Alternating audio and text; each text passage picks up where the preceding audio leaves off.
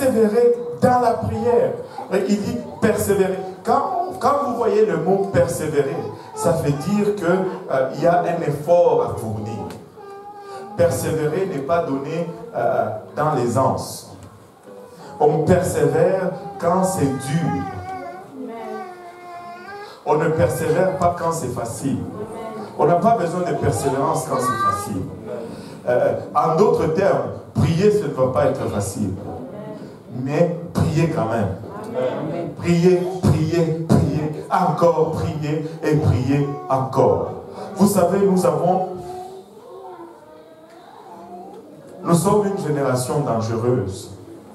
Parce que cette génération a inversé les priorités. Le Seigneur est en train de me faire écrire quelque chose. Et il me l'a donné comme ça. Il dit, nous sommes à une place dangereuse. Si notre adoration devient juste comment on dit, un entertainment, un divertissement personnel. Notre adoration ne doit pas devenir juste un divertissement. Nous sommes à une place dangereuse. Et vous savez, comment est-ce qu'on arrive à une place où notre adoration devient un divertissement? C'est lorsque nous prions moins que nous adorons. Quand nous commençons à adorer plus que nous prions, nous sommes à une place dangereuse. Et aujourd'hui, on prie moins, mais on adore plus. Écoute, presque à chaque jour, il y a une nouvelle chanson. Et les gens vont adorer, adorer, adorer. Mais quand c'est le temps de prier, 5 minutes. Nous pouvons faire 40 minutes de service d'adoration. Mais le service à l'hôtel va durer 5 minutes. Si nous disons 10 minutes à l'hôtel, waouh, nous avons eu un bon service à l'hôtel.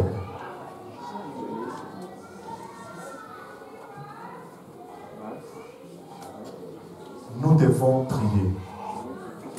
Nous devons prier. Nous devons prier. Réjouissez-vous en espérance. Soyez patients dans l'affliction. Persévérez dans la prière. Pourvoyez aux besoins des saints. Exercez l'hospitalité. Soyez gentils. Si quelqu'un a besoin, n'attendez pas qu'il fasse une requête de prière indicative pour pouvoir... vous savez, ce genre de requête de prière, priez pour nous parce que ça fait 2 jours qu'on n'a pas mangé et qu'il n'y a rien à la maison. N'attendez pas qu'on en arrive là. Alléluia. Pourvoyez aux besoins des saints. Soyez généreux les uns envers les autres. Exercez l'hospitalité.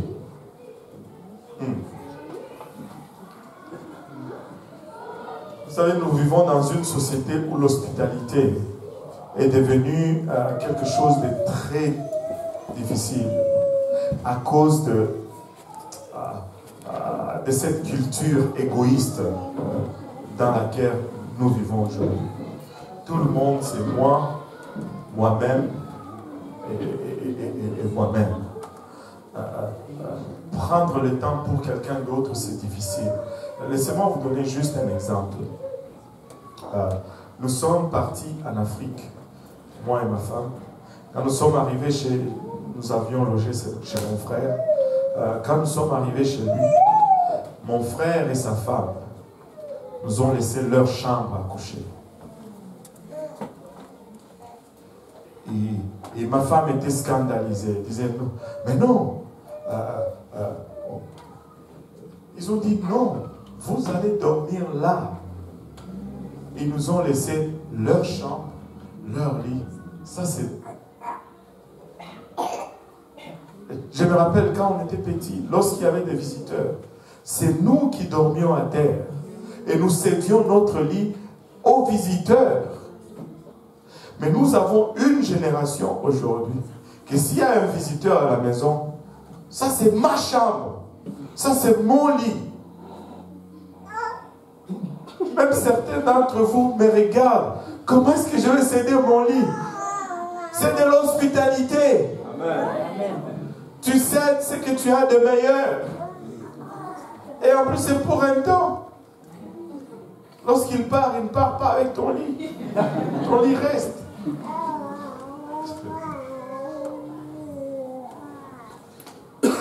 Anyway. Où est-ce que j'ai arrêté? Au verset 14. Celle-là est difficile. Bénissez. Certaines personnes lisent ce verset comme suite. Maudissez ceux qui vous persécutent. Et maudissez ceux qui vous maudissent. Non, ce n'est pas ce que la Bible a dit. La Bible dit, bénissez ceux qui vous persécutent. Quand quelqu'un vous persécute, bénissez-le. Ouf!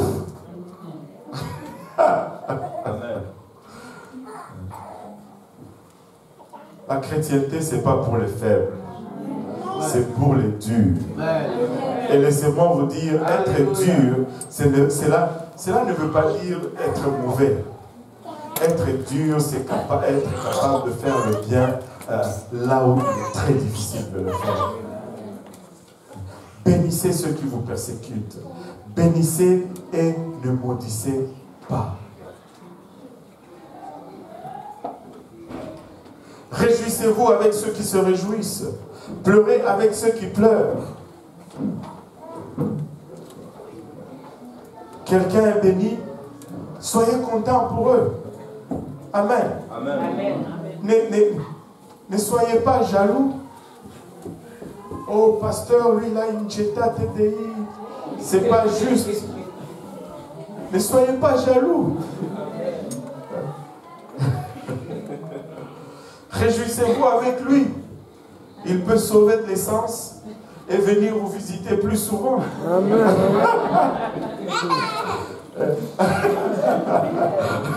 En d'autres termes, ce que je veux juste dire, c'est que quelqu'un a eu une promotion. Soyez content. Quelqu'un trouve un meilleur emploi. Soyez content avec lui. Quelqu'un se marie. Ne dites pas, oh, c'est seulement...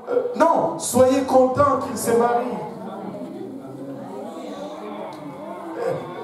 Soyez contents avec ceux qui réussissent. Réjouissez-vous avec ceux qui se réjouissent. Ça ne sert à rien. Écoutez, Dieu a des bénédictions pour tout le monde. Il n'a pas besoin de prendre à Loretta pour donner à Solange. Non.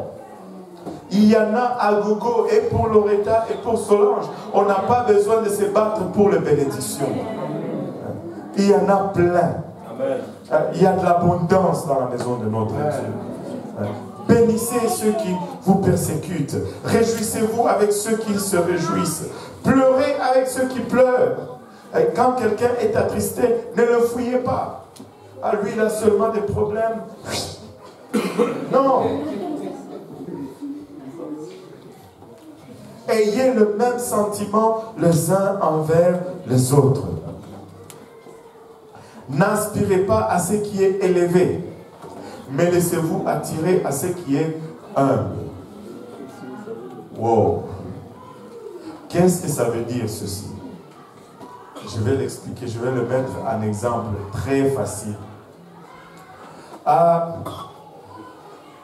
On a besoin de gens pour la chorale. 150 personnes. On a besoin de quelqu'un ou de quelques personnes pour nettoyer les toilettes.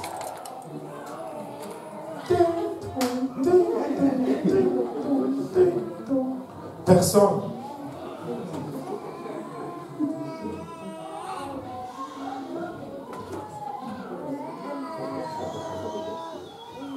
On a besoin de quelqu'un pour sortir les poubelles de l'église.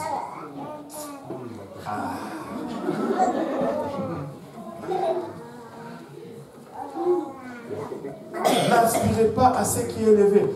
On a besoin de quelqu'un pour prêcher. moi monsieur, moi monsieur, moi monsieur, moi monsieur. Mais laissez-vous attirer par ce qui est humble. Ne soyez point sages à vos propres yeux. Vous avez fait ça à l'école? Ouais.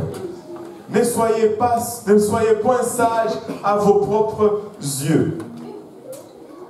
Écoute. Ça, c'est quelque chose qui fait tomber plusieurs personnes. Et ça fait tomber les gens même d'une façon très subtile. Parce qu'au fond, tu es à terre, mais tu penses que tu es debout. Et quand on essaie de te relever, il n'y a rien à faire parce que dans ta tête à toi, tu es debout. Oh. Il faut... il y a quelque chose que j'ai toujours conseillé aux gens. Vous savez, dans ta marche avec Dieu, de temps en temps, tu dois entrer dans ta chambre, prier avec un cœur ouvert et vraiment dire au Seigneur honnêtement, lorsqu'il n'y a personne auprès de toi, même pas ta femme ni ton mari, seul avec Dieu, et là où tu pries avec un cœur ouvert, et tu regardes vraiment ta vie, et tu pries jusqu'à ce que tu pleures. Tu pries jusqu'à ce que tu pleures. Je sais que certaines d'entre vous, surtout certaines femmes, ça ne prend pas beaucoup, tu pleures déjà. Mais ce n'est pas de cela que je parle. Mais tu pries jusqu'à ce que tu pleures. Ces pleurs-là qui viennent du cœur. Et là, quand tu sors de là, tu ne le dis à personne.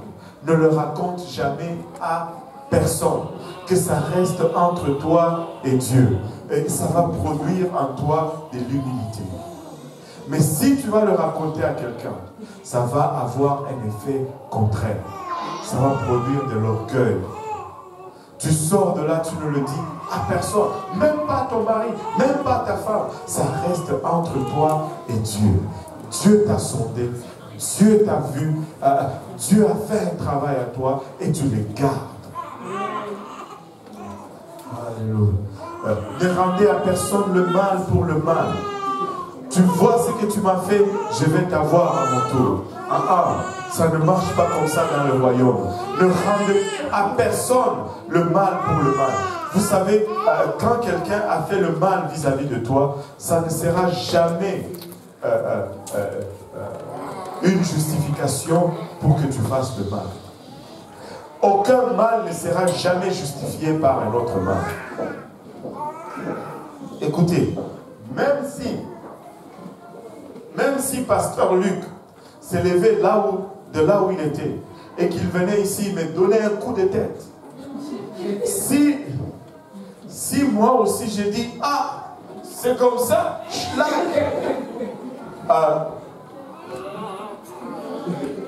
Dieu ne va pas pardonner mon coup de poing parce que lui m'a donné un coup de tête. Mon coup de poing ne sera pas justifié par son coup de tête. Tu te demandes, mais qu'est-ce que je vais faire alors, pasteur? Fuis. Quelqu'un veut te taper.